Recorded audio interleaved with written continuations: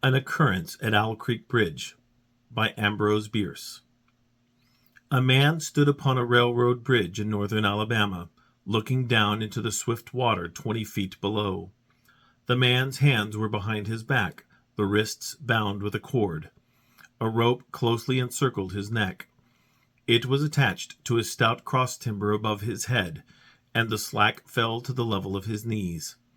Some loose boards laid upon the ties supporting the rails of the railway supplied a footing for him and his executioners, 2 private soldiers of the Federal Army, directed by a sergeant who in civil life may have been a deputy sheriff. At a short remove upon the same temporary platform was an officer in the uniform of his rank, armed. He was a captain. A sentinel at each end of the bridge stood with his rifle in the position known as support, that is to say, vertical in front of the left shoulder, the hammer resting on the forearm thrown straight across the chest. A formal and unnatural position, enforcing an erect carriage of the body. It did not appear to be the duty of these 2 men to know what was occurring at the center of the bridge. They merely blockaded the 2 ends of the foot planking that traversed it. Beyond one of the sentinels nobody was in sight. The railroad ran straight away into a forest for 100 yards, then, curving, was lost to view. Doubtless there was an outpost farther along.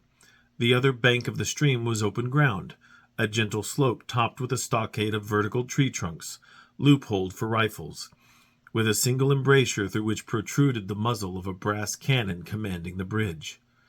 Midway up the slope between the bridge and fort were the spectators, a single company of infantry in line, at parade rest, the butts of their rifles on the ground, the barrels inclining slightly backward against the right shoulder, the hands crossed upon the stock.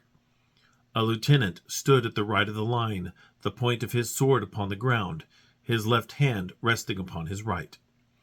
Excepting the group of 4 at the center of the bridge, not a man moved. The company faced the bridge, staring stonily, motionless. The sentinels facing the banks of the stream might have been statues to adorn the bridge. The captain stood with folded arms, silent, observing the work of his subordinates, but making no sign. Death is a dignitary who, when he comes announced, is to be received with formal manifestations of respect, even by those most familiar with him.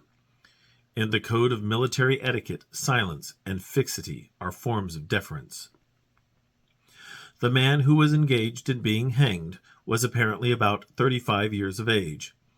He was a civilian, if one might judge from his habit, which was that of a planter.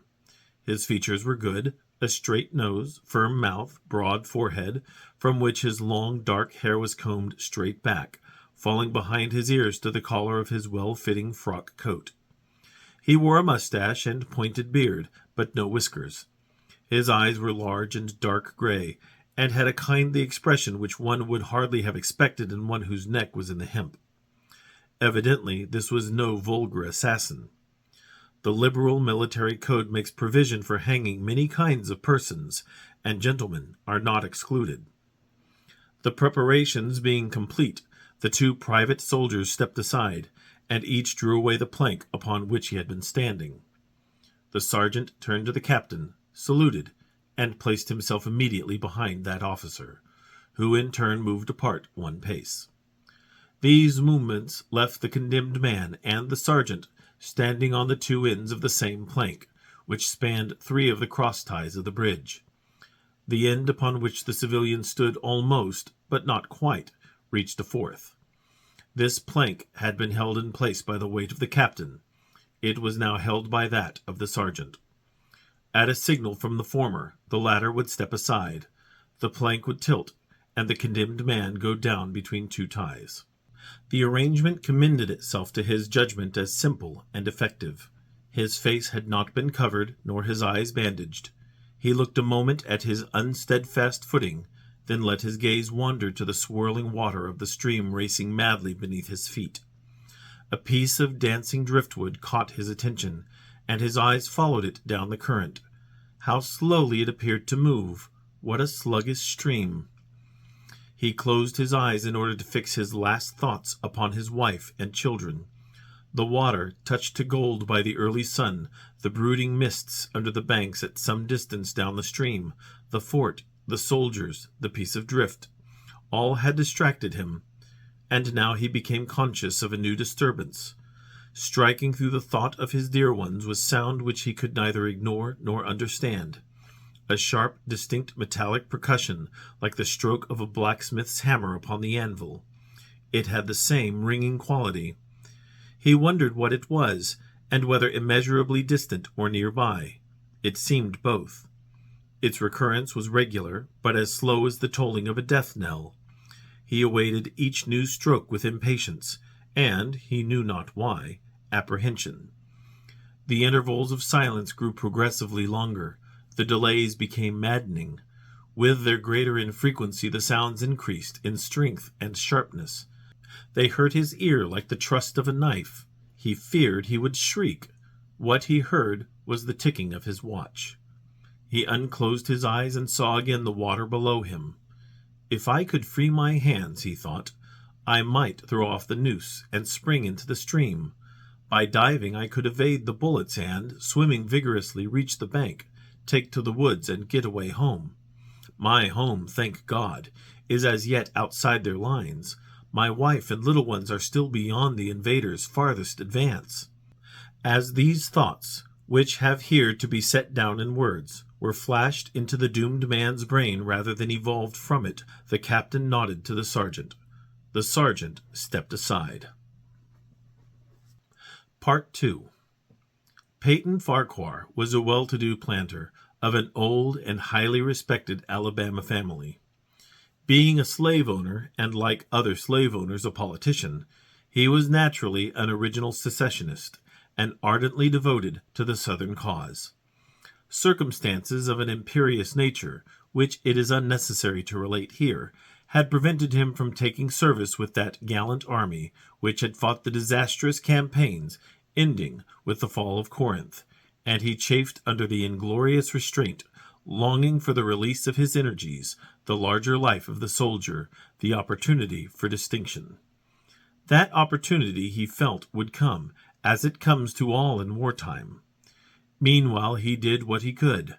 No service was too humble for him to perform in the aid of the South, no adventure too perilous for him to undertake if consistent with the character of a civilian who was at heart a soldier, and who in good faith, and without too much qualification, assented to at least a part of the frankly villainous dictum that all is fair in love and war. One evening, while Farquhar and his wife were sitting on a rustic bench near the entrance to his grounds, a gray-clad soldier rode up to the gate and asked for a drink of water.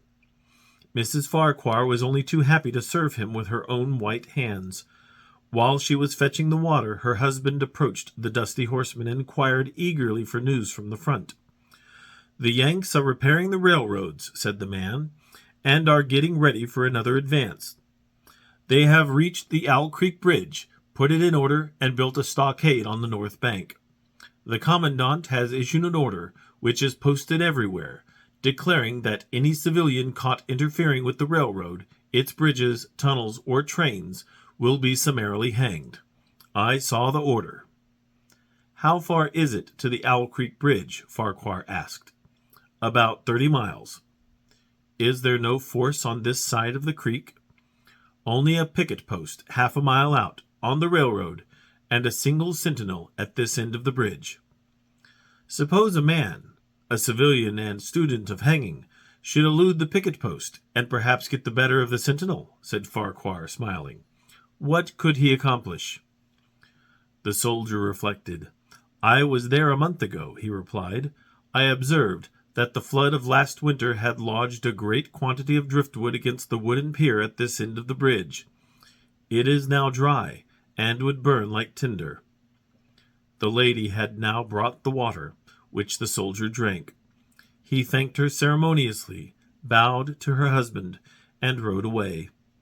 An hour later, after nightfall, he repassed the plantation, going northward in the direction from which he had come.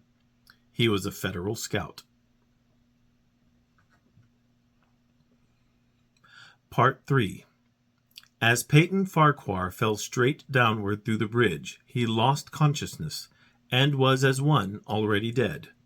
From this state he was awakened, ages later it seemed to him, by the pain of a sharp pressure upon his throat, followed by a sense of suffocation. Keen, poignant agony seemed to shoot from his neck downward through every fiber of his body and limbs. These pains appeared to flash along well-defined lines of ramification, and to beat with an inconceivably rapid periodicity. They seemed like streams of pulsating fire heating him to an intolerable temperature. As to his head, he was conscious of nothing but a feeling of fullness, of congestion. These sensations were unaccompanied by thought. The intellectual part of his nature was already effaced. He had power only to feel, and feeling was torment. He was conscious of motion. Encompassed in a luminous cloud, of which he was now merely the fiery heart, without material substance, he swung through unthinkable arcs of oscillation, like a vast pendulum. Then, all at once, with terrible suddenness, the light about him shot upward with the noise of a loud splash. A frightful roaring was in his ears, and all was cold and dark. The power of thought was restored. He knew that the rope had broken, and he had fallen into the stream. There was no additional strangulation. The noose about his neck was already suffocating him, and kept the water from his lungs. To die of hanging at the bottom of a river! The idea seemed to him ludicrous. He opened his eyes in the darkness, and saw above him a gleam of light, but how distant, how inaccessible! He was still sinking, for the light became fainter and fainter until it was a mere glimmer. Then it began to grow and brighten, and he knew that he was rising toward the surface. Knew it with reluctance, for he was now very comfortable.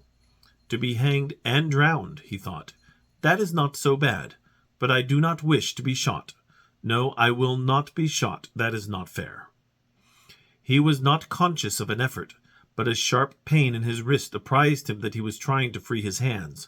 He gave the struggle his attention, as an idler might observe the feat of a juggler, without interest in the outcome. What splendid effort! What magnificent, what superhuman strength! Ah, that was a fine endeavor! Bravo! The cord fell away. His arms parted and floated upward, the hands dimly seen on each side in the growing light. He watched them with a new interest, as first one and then the other pounced upon the noose at his neck. They tore it away and thrust it fiercely aside, its undulations resembling those of a water-snake. "Put it back! Put it back!" He thought he shouted these words to his hands, for the undoing of the noose had been succeeded by the direst pang that he had yet experienced. His neck ached horribly. His brain was on fire. His heart, which had been fluttering faintly, gave a great leap, trying to force itself out at his mouth. His whole body was racked and wrenched with an insupportable anguish. But his disobedient hands gave no heed to the command. They beat the water vigorously with quick downward strokes, forcing him to the surface. He felt his head emerge. His eyes were blinded by the sunlight. His chest expanded convulsively, and with a supreme and crowning agony his lungs engulfed a great draught of air, which instantly he expelled in a shriek. He was now in full possession of his physical senses. They were indeed preternaturally keen and alert. Something in the awful disturbance of his organic system had so exalted and refined them that they made record of things never before perceived. He felt the ripples upon his face, and heard their separate sounds as they struck. He looked at the forest on the bank of the stream, saw the individual trees, the leaves, and the veining of each leaf. He saw the very insects upon them, the locusts, the brilliant-bodied flies, the gray spiders stretching their webs from twig to twig. He noted the prismatic colors in all the dewdrops upon a million blades of grass, the humming of the gnats that danced above the eddies of the stream, the beating of the dragonfly's wings, the strokes of the water spider's legs, like oars which had lifted their boat. All these made audible music. A fish slid along beneath his eyes, and he heard the rush of its body parting the water. He had come to the surface facing down the stream. In a moment the visible world seemed to wheel slowly round him, himself the pivotal point. And he saw the bridge, the fort, the soldiers upon the bridge, the captain, the sergeant, the two privates, his executioners. They were in silhouette against the blue sky. They shouted and gesticulated, pointing at him. The captain had drawn his pistol, but did not fire. The others were unarmed. Their movements were grotesque and horrible, their forms gigantic. Suddenly he heard a sharp report, and something struck the water smartly within a few inches of his head, spattering his face with spray. He heard a second report, and saw one of the sentinels with his rifle at his shoulder, a light cloud of blue smoke rising from the muzzle. The man in the water saw the eye of the man on the bridge gazing into his own through the sights of the rifle. He observed that it was a gray eye, and remembered having read that gray eyes were keenest, and that all famous marksmen had them. Nevertheless, this one had missed. A counterswirl had caught Farquhar, and turned him half round. He was again looking at the forest on the bank opposite the fort. The sound of a clear, high voice in a monotonous sing-song now rang out behind him, and came across the water with a distinctness that pierced and subdued all other sounds, even the beating of the ripples in his ears. Although no soldier, he had frequented camps enough to know the dread significance of that deliberate, drawling, aspirated chant. The lieutenant on the shore was taking a part in the morning's work. How coldly and pitilessly, with what an uneven, calm intonation, presaging and enforcing tranquility in the men, with what accurately measured interval fell those cruel words. "Company, attention! Shoulder arms! Ready! Aim! Fire!" Farquhar dived as deeply as he could. The water roared in his ears like the voice of Niagara, yet he heard the dull thunder of the volley, and, rising again toward the surface, met shining bits of metal, singularly flattened, oscillating slowly downward. Some of them touched him on the face and hands, then fell away, continuing their descent. One lodged between his collar and neck. It was uncomfortably warm, and he snatched it out. As he rose to the surface, gasping for breath, he saw that he had been a long time under the water. He was perceptibly farther downstream, nearer to safety. The soldiers had almost finished reloading.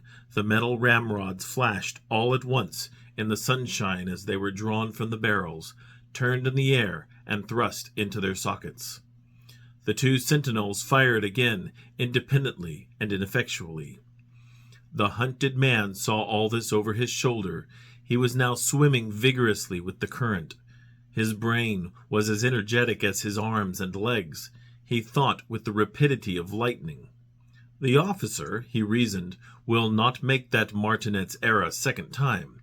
It is as easy to dodge a volley as a single shot.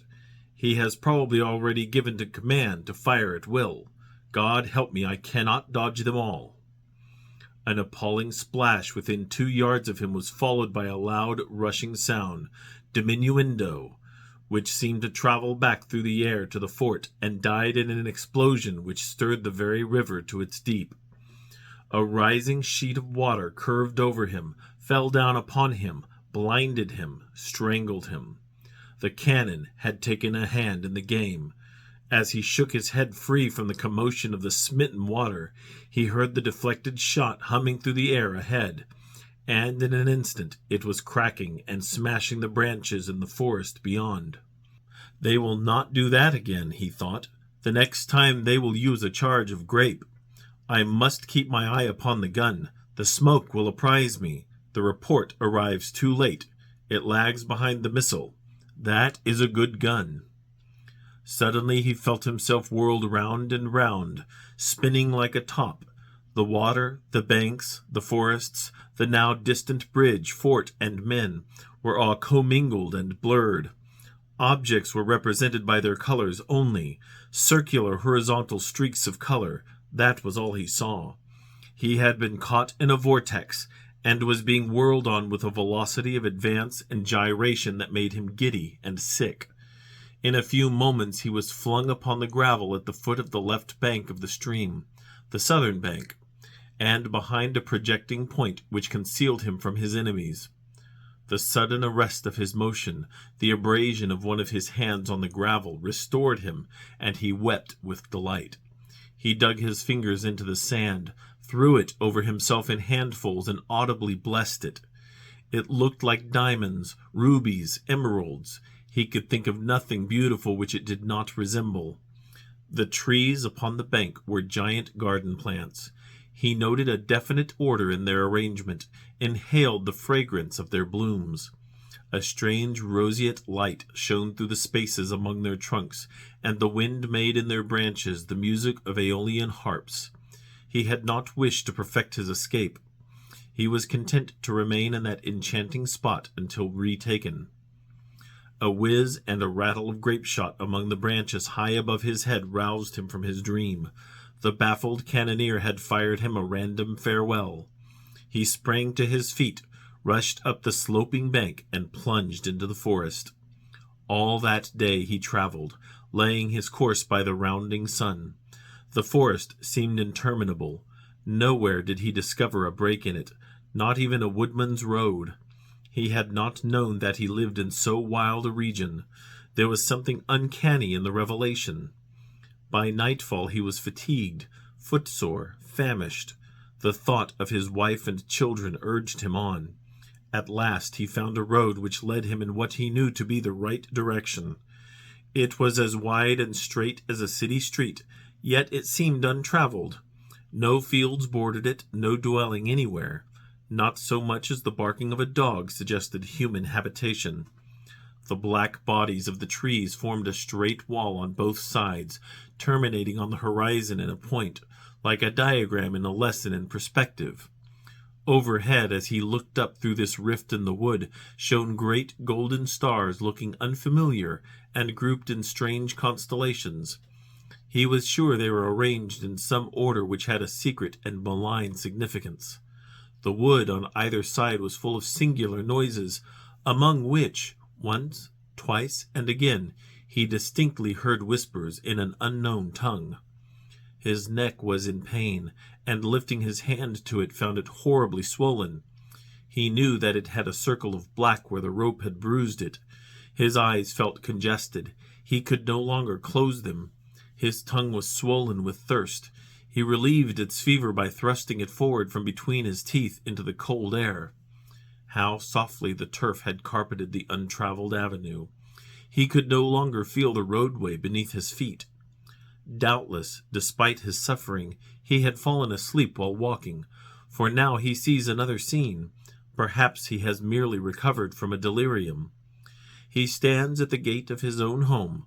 All is as he left it, and all bright and beautiful in the morning sunshine. He must have traveled the entire night. As he pushes open the gate and passes up the wide white walk, he sees a flutter of female garments.